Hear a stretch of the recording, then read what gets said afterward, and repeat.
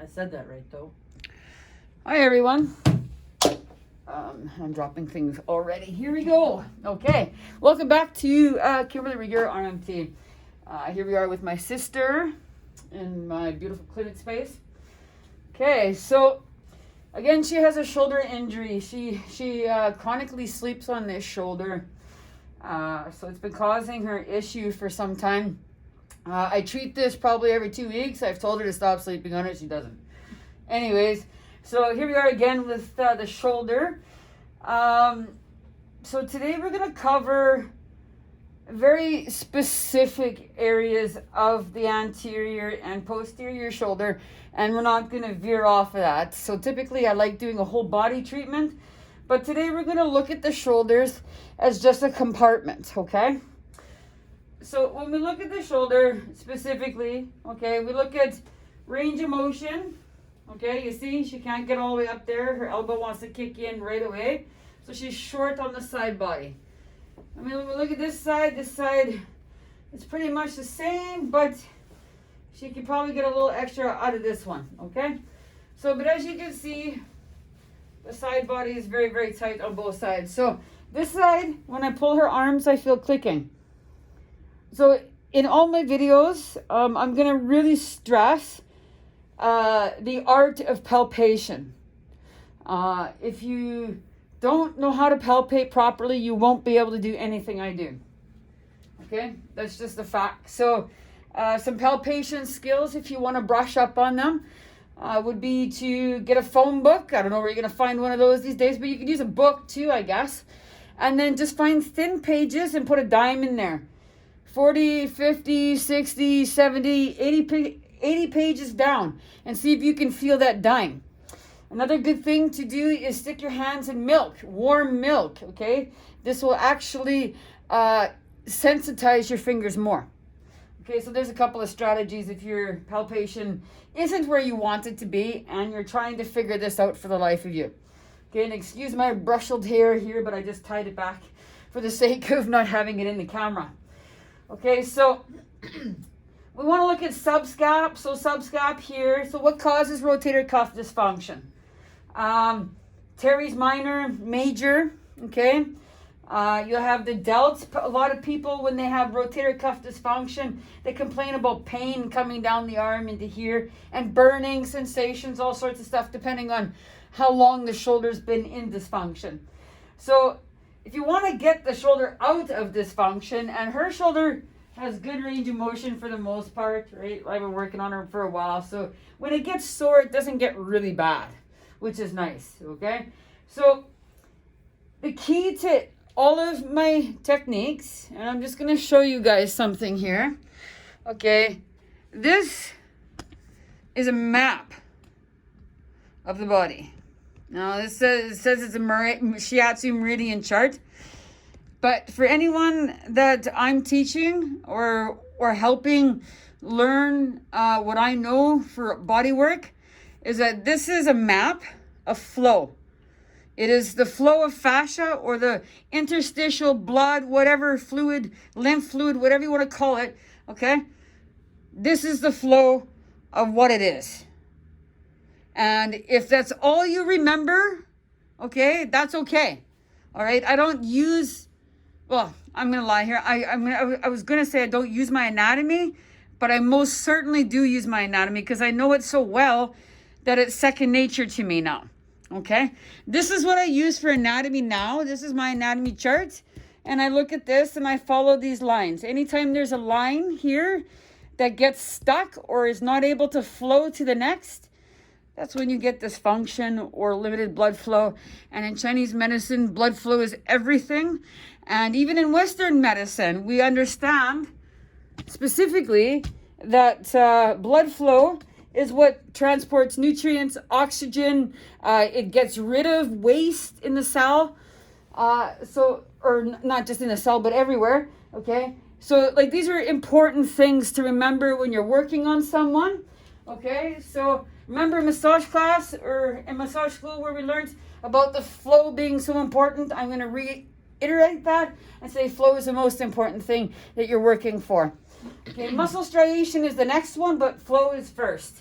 because you cannot get any healing without flow. Okay, so that is bottom line. All right, so we have we're going to section off the shoulder. Okay, so anatomically, we're going to section off at the sternum. We're going to come across at the rib cage. We're going to go up the side, okay, or up the spine here, okay, at the posterior spine. Come up through the spine, into the levator scap, through the trap, the scalene, into the chest, the clavicle, and then back down the sternum. Okay, that is your section of shoulder. Okay? Boom, boom, boom. When treating the shoulder, you must include the arm. Okay? It fascially tightens up with this shoulder in conjunction specifically to how this shoulder tightens. Fascially, it's like working backwards from working the joint. Okay, so if the joint is rolled forward, you're fascially going to take it and unwind it backwards. Okay? That's how I do it, literally. So you gotta take it joint by joint. So if it's rolled here, okay, you're gonna take the shoulder and you're gonna come out this way because you want to create length. Okay? I can feel that she's really tight through here too. So it's probably a really good guess, right? It's not a guess, but for you guys it will be to start with, right? So anyways, you just come off this shoulder and she's so tight in here, okay? You can't feel this line, the brachialis here. Bicep brachii. 3 muscles all in the same area, named the same thing. It's a little sore in that one area you were in before. You bet. Okay. So the other thing is what we do to one side, we want to do the other, right? So we come in and then we push it in. Okay. So basically we're taking the opposite action. It's that antagonist, synergist action towards the muscle. So if the muscle is turned in, we're going to go the opposite way to release. Okay? So her arm up here is already looser, quite a bit. We're going to come into this. So for the forearm particularly, you need to loosen here at the wrist joint and into the forearm, obviously. Okay? So the best way to do that is to contract the muscle.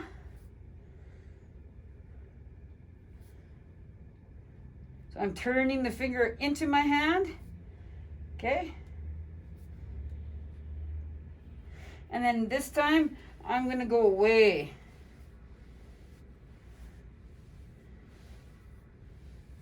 And create that length.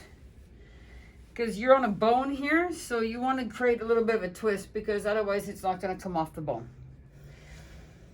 So when you're coming this side, you just do the same thing. It's like literally.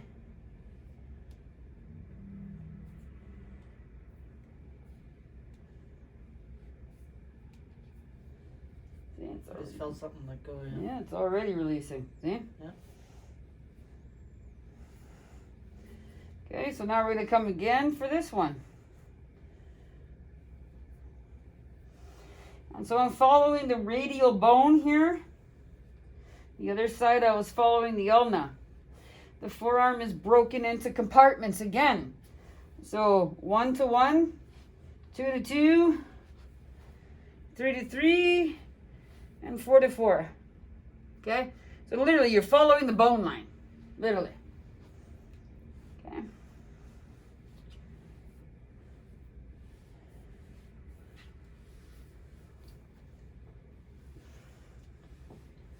Okay?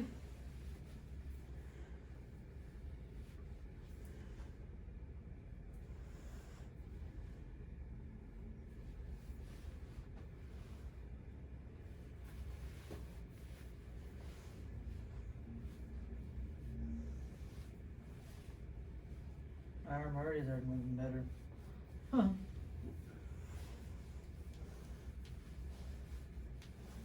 Yep.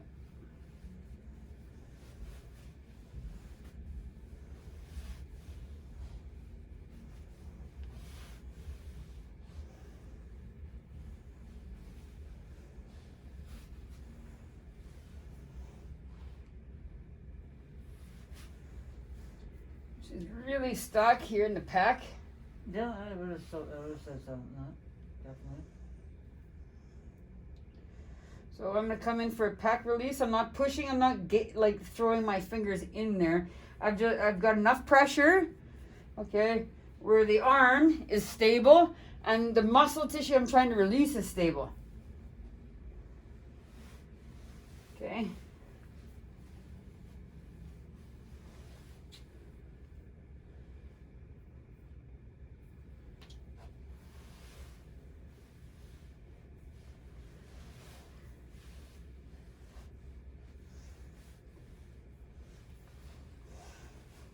So these lines I just come off the muscle belly. So I guess I'm kind of jumping around here and I'm going to explain what I'm doing here.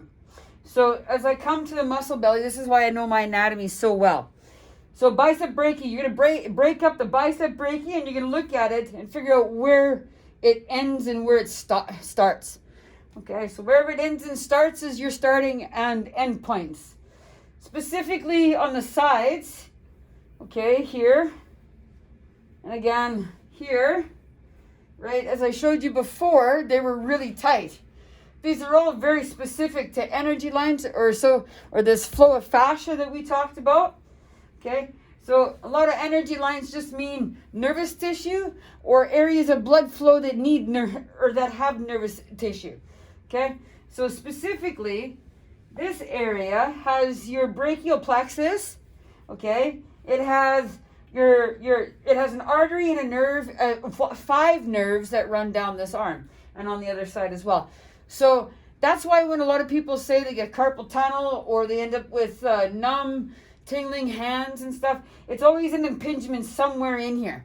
Always in this area or coming down the arm somewhere. Always.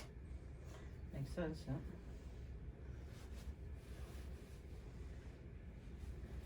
Now there's some tests out there that, I'd be pretty skeptical. I had carpal tunnel in my right wrist and I was diagnosed with it, about 6 years ago. And according to the nerve conduction test that I had done, it's told me that I had an impingement in my forearm here, okay? And it was below the elbow, is what it said on the test. Now, I don't know how the hell they tested for that exactly, but I'll tell you, I had all sorts of problems in my shoulders because, I had carpal tunnel, but then I ended up going to the doctor for shoulder pain, and I ended up getting 4 cortisone shots, and then I ended up getting diagnosed with AC impingement, and the doctor then told me that there was nothing they could do for me, and I had to live with my shoulder this way. I didn't like that answer. Okay? I didn't like that answer. Well, that's probably why I haven't seen the doctor about my shoulder. This is an old injury that's probably caused a lot of my problems on this one too. Now, I'm not saying the doctor was wrong to tell me that. Probably correct. It's probably, I'm going to have to live with it for the rest of my life. But he didn't even tell me that I could, go do physio or there was strategies out there. He didn't give me a lot of options. He just said, here, I'll give you this cortisone shot. And if it doesn't work, come back in 6 months. So he thought my shoulder was shot, clearly, because it's my understanding that we don't prescribe, or that doctors don't prescribe cortisone when the shoulder isn't already shot. So it's my understanding today that, we need to be a little more proactive about our bodies, and that's how, we prevent these kinds of things from happening. So as you can see, I've got Pam here into a good shoulder stretch. Okay, you saw me work the inside arm, the outside arm, the pec tissue. I'm then going to give her a stretch. So I'm going to pick 3 points right at the ASIS, just off the bone. Okay, and then down the leg for 2 more, just before the knee. Okay, so 1, 2, 3, 2, 1. We always stick with our magic 5, always. Okay, so here we go. 1, 2, 3, 2, and 1. Okay, you see how our arm just really went that time, eh? That's why we go for 5. It's because the body likes it. Okay, it just magically happens at that point. That's why it's called the magic 5. Okay, and then if for shits and giggles here, we're going to grab the elbow here again. We're going to come the ASIS on the other side, and we're going to stretch across for the X. Okay, so now we've never talked about the X. You're going to draw an X on your client's abdomen. Okay? Big X. X marks the spot. Okay, literally. This is where fascia starts. Now, I know there's going to be a lot of textbooks that don't suggest this, and there's going to be some that do. Everything I understand about fascia came from some Chinese medical texts and also a book called Chinette Sang. Okay? Ever since I've learned what I know about fascia, it's worked very well in my career. Okay? You don't have to believe me. This is just what I know. Right? So fascia starts at the belly button. Okay? And it webs out from there. So the golden rule with me is I try to draw that picture. Can you let your imagination go out far enough, okay, that it suggests to you a map of fascia? There's a belief or a thought to empower. So anyways, we're going to take this arm through lots of extension, okay, because we want to create that stretch. She's really short through the abdomen. So I'm not pushing. I'm just taking my fingers and my thought into my fingers to stretch and elongate the tissue.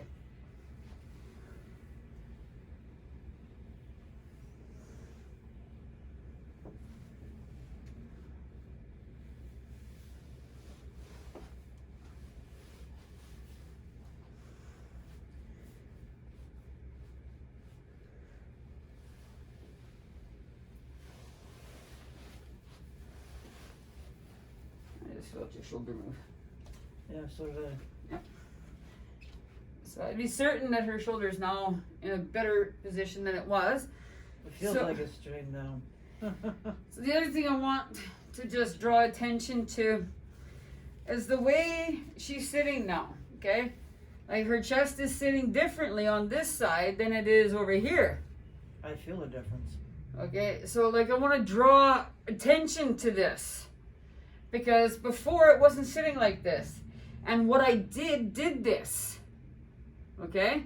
So this is what you're looking for. Is this non-symmetrical? Okay? So the only test I use in my office is called a plumb line assessment.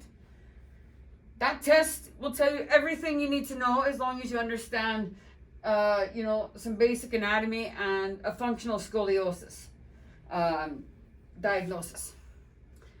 And what it does to the body as it twists. So anyways, we're going to show you again with the shoulder. Remember how I said, we're going to feel the joints. We're going to see where she's locked. This one isn't her bad shoulder. But I can feel as I push the shoulder this way, there's resistance up top here. Okay, there's also resistance at the elbow. There's none this way until I get to about here. So she's short through the bicep. So we're going to work that first.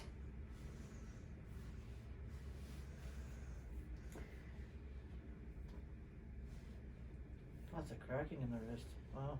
That's your elbow. Is it the elbow? Yeah, it's the elbow going down to the wrist. Your elbow's out of joint. Oh.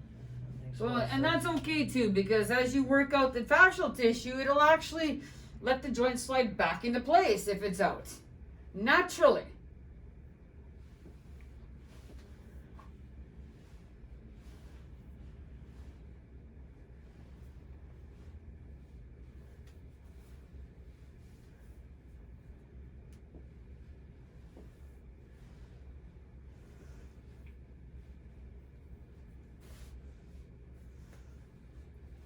Let it go. I'm trying. Just tighten that one spot. This time my thumb's been doing some weird shit. I've been getting pain right where your thumb was in that forearm. She says this after. She says, "Oh, my shoulder's aching." Yeah. Saying something nothing about this arm. Well, last night I was working at it actually. I did the 5-finger thingy that you do, the magic 5, whatever you call it, on it, and then it went away. But I think I probably just a temporary fix because I don't know what you do. So.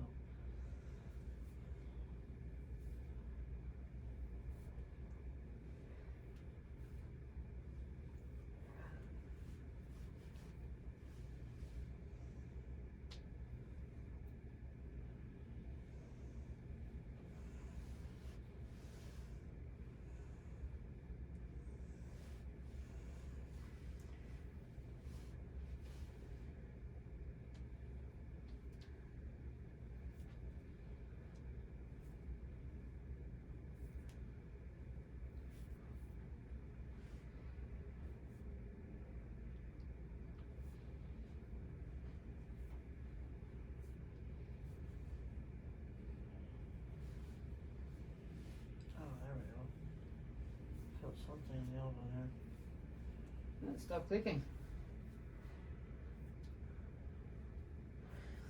So in her specifically in this forearm, she has pronator. It's not pronator teres. Maybe it is. I can't remember the exact. But anyways, the pronation muscle right here. I can't remember what it's called, pronator something. So anyways, it's like a strap across here. Anyway, she's really tight through there. So how you get rid of that muscle particularly causing that kind of pain, because that can absolutely cause numbness and whatever down here, is we just kind of take the bottom of that muscle right at the, just before the elbow, before the blood flow, you know, and we kind of just bring the elbow in. We're not pushing really hard. This is about 30% pressure. And I'm turning her hand back and forth. And I'm just going to go along that muscle and go back and forth and move my fingers in that magic 5 motion again. You know, 1, 2, 3, 2, and 1. Okay, so like now it's nice and loose there.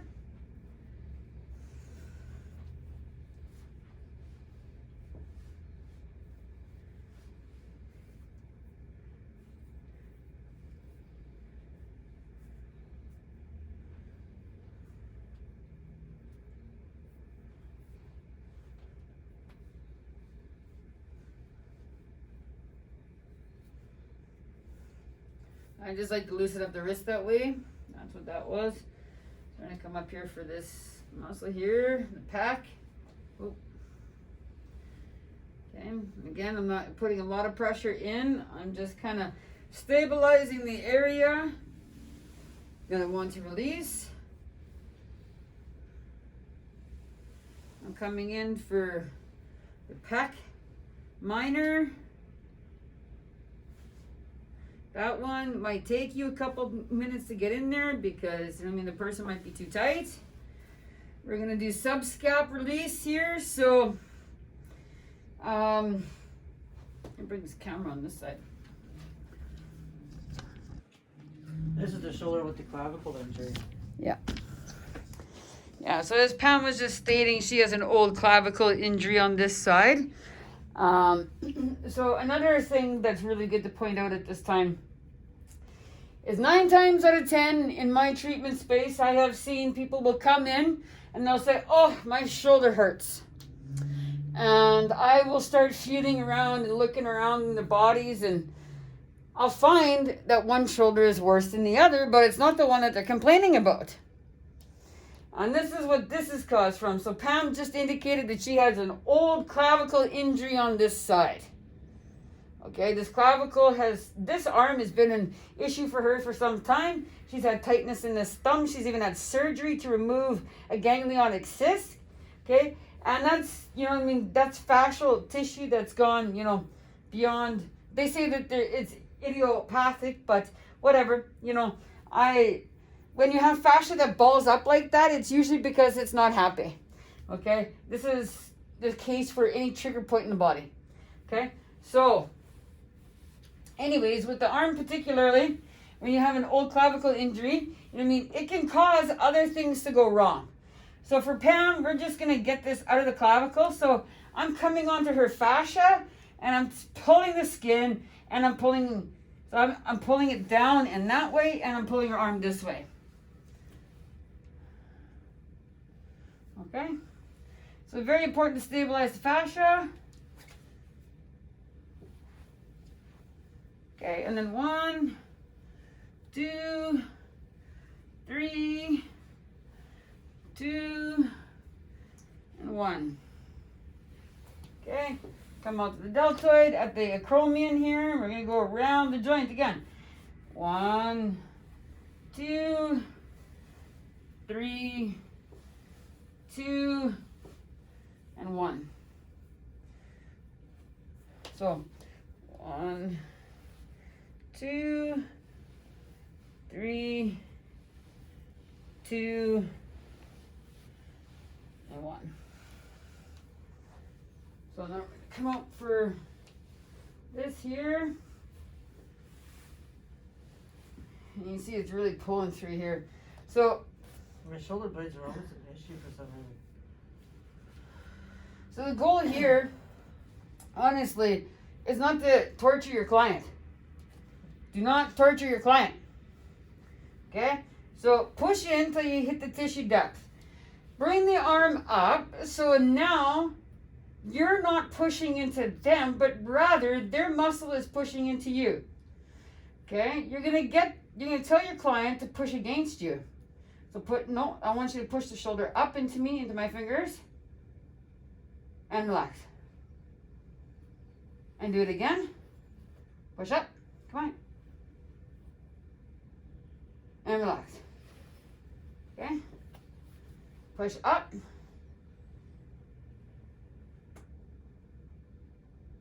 Relax.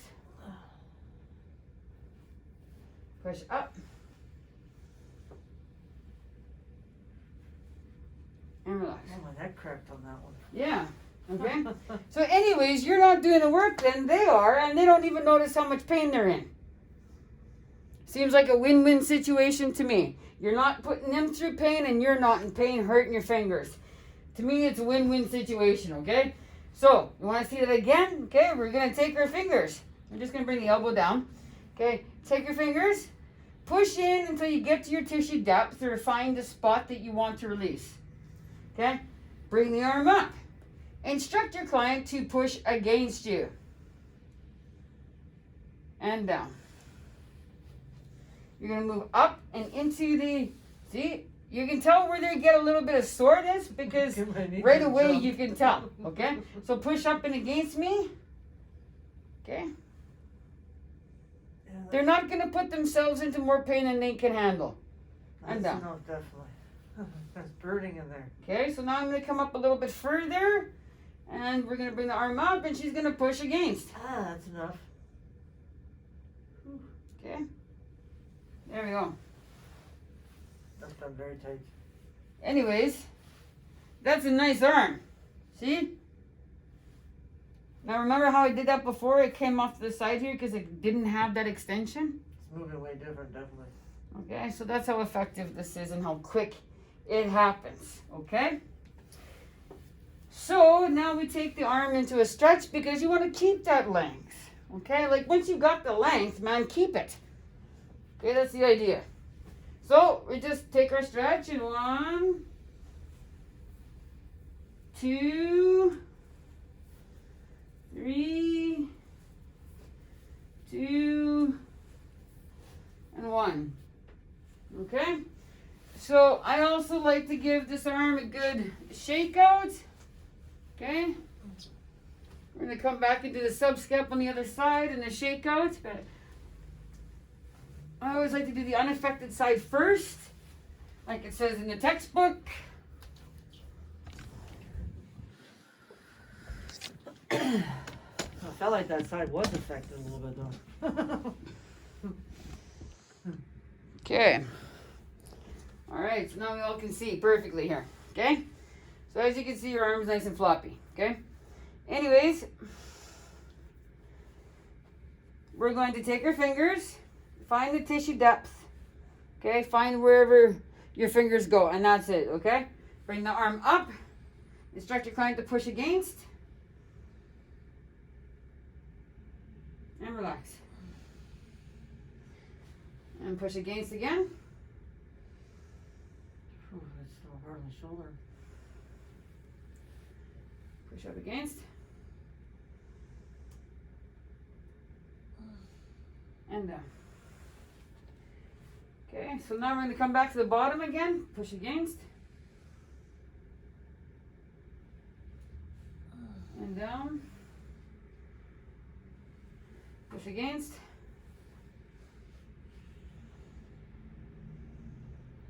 Oh, that triggers pain down the arm. And push up.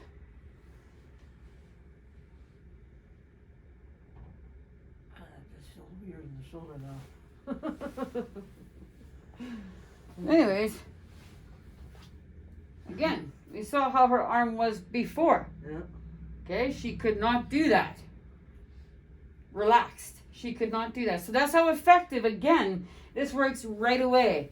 Okay, so we're about 20 minutes, 25 minutes into this treatment. Sorry, Pam. That's okay. My arm just wants to flop now. So. Yeah, it's relaxed. It's happy. We just shake the client around a bit. No, I'm just kidding. Kidding. Okay, so I want to stretch that arm out nice. Now lift your arms and tell me how free they are. They feel awesome. they're just Okay. So guys, that is the anterior shoulder treatment number 2. I'm going to turn this off and then we're going to flip her over and we're going to do the posterior side.